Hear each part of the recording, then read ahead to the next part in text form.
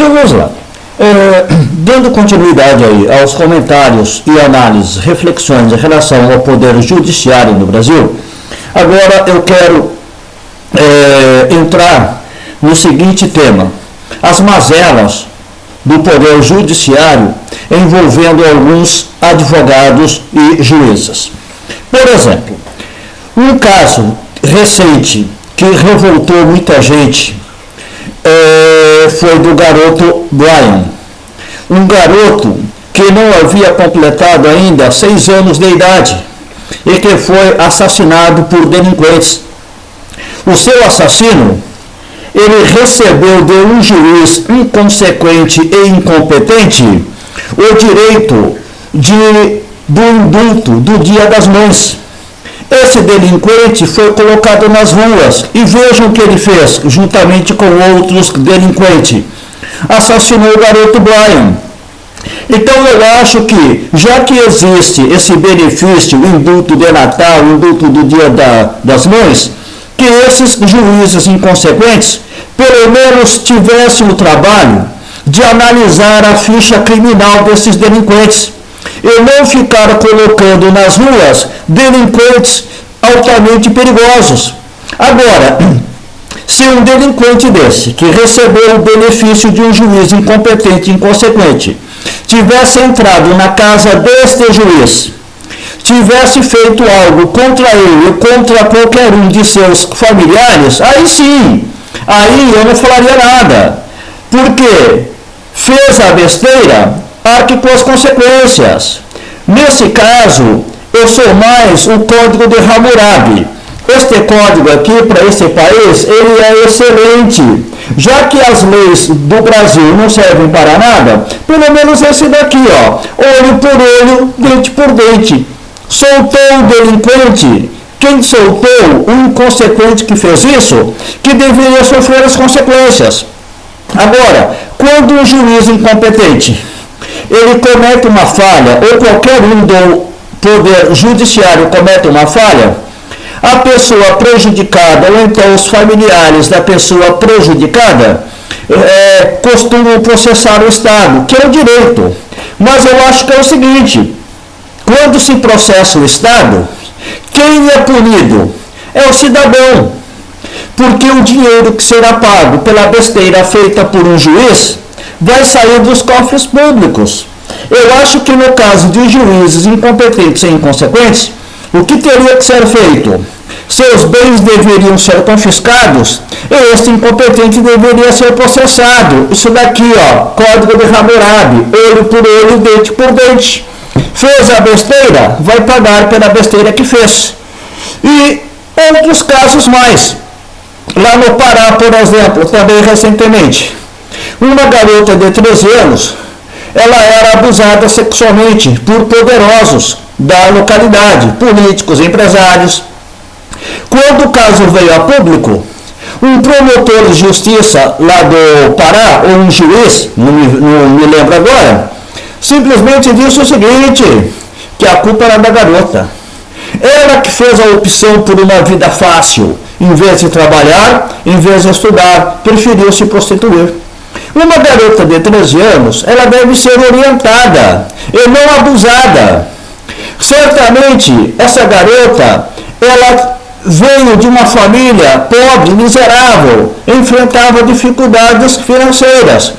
Para ajudá-la, não apareceu ninguém. Agora, para abusar dela sexualmente, uma corja. E ainda uma corja que acaba sendo beneficiada pela justiça. Essa justiça inútil que temos neste país. Então, este é outro caso. O que eu acho extremamente cômico é advogado de bandido defendendo bandido. Advogados de defesa. 2 casos. O caso Bruno, aquele teatro formado por aqueles advogados de defesa, para mim, extremamente incompetentes. Aquilo lá era uma piada. Uma pessoa que se deixe convencer por um daqueles advogados deve ser, no mínimo, uma ameba ambulante. O caso Bruno, depois o caso Misael Bispo. Outro caso, aquele teatro formado pelos advogados de defesa. Aqueles argumentos idiotas. Uma pessoa do júri que se deixe levar por aqueles argumentos imbecis, tentando justificar, tentando defender o indefensável, no mínimo é uma beba. Então são os advogados patéticos, né? Patéticos. Aliás, teatro envolvendo o judiciário patético já começa pelo Supremo Tribunal Federal, né? Aqueles debates, aquelas discussões acaloradas, né? Aquela troca de ofensas entre os ministros, aquilo já é patético, aquilo lá é mais para se divertir, parece uma coisa cômica, né? Algo cômico. Então, em termos de ridicularidade, já começa pelo Supremo Tribunal Federal. Agora, eu comentei agora há pouco advogado de bandido. É lógico que num país democrático, todo bandido tem direito à defesa, por pior que seja, né? Mas me lembro de um caso de um advogado do Rio de Janeiro que ele ganhava vida defendendo bandidos, assassinos, traficantes, né? Então ele ganhava a vida dele assim. Certa vez a filha deles saiu da escola e a filha havia combinado com a mãe das duas se encontrarem no shopping center após as aulas. Então, já que a escola ficava perto do metrô, a mãe, em vez de esperá-la em frente à escola, ficou esperando no shopping. Só que quando essa garota estava para entrar no metrô, na entrada do metrô, houve um tiroteio. E esta garota foi atingida por uma bala disparada por um bandido e veio a falecer. Sinto muito, mas é assim que tem que ser. O pai não vivia de defender bandidos. A filha acabou sendo assassinada por um bandido. E isso é bem Hammurabi, né? Ou seja, o destino fez com que esta garota viesse a ser assassinada por um bandido. Quem sabe um bandido que no passado foi até defendido pelo pai, né? Então, com certeza, a mãe e filha iriam ao shopping, gastar um dinheiro, usufruir de um dinheiro que o pai ganhou defendendo um assassino que assassinou no passado um inocente, um traficante que vive de destruir pessoas e famílias. Então, antes a filha dele do que a filha de um outro inocente que não vive de defender bandidos. Ou seja, após este episódio, este advogado disse o seguinte: a partir de agora eu vou rever meus conceitos, ou seja, caiu na realidade. Olha, advogado de bandido acabou sendo vítima de um bandido. Bem, sempre que se fala em leis absurdas, a injustiça e tudo mais, a gente ouve dizer o seguinte: olha, tudo bem, pode não ser legal, pode não ser legítimo, pode ser imoral, mas é a lei, seguimos a lei.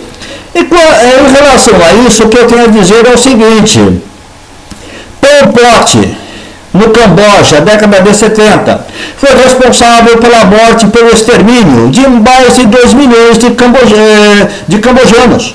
Ou seja, ele fez tudo aquilo baseado na lei. Hitler, Mussolini, Stalin, Franco, na Europa, também foram responsáveis pelo extermínio de milhões de pessoas, mas de acordo com a lei que eles citavam. Na América do Sul, no Cone Sul, Brasil, Argentina, Uruguai, Paraguai, durante os regimes militares nestes países, muita gente foi assassinada, foi torturada, foi presa, foi censurada, foi exilada, foi perseguida, mas era lei, não é verdade? Então os militares simplesmente faziam aquilo que a lei permitia. Agora a lei criada por quem? Criada por eles. Então, essas leis absurdas que hoje vigoram no país, elas têm que mudar. Porque não pode continuar a impunidade, a injustiça. Pouco importam as leis. O que importa é a justiça. Temos que nos preocupar com a justiça. Bem, Eu fico por aqui, mas vou dar continuidade a este assunto que é tão vasto.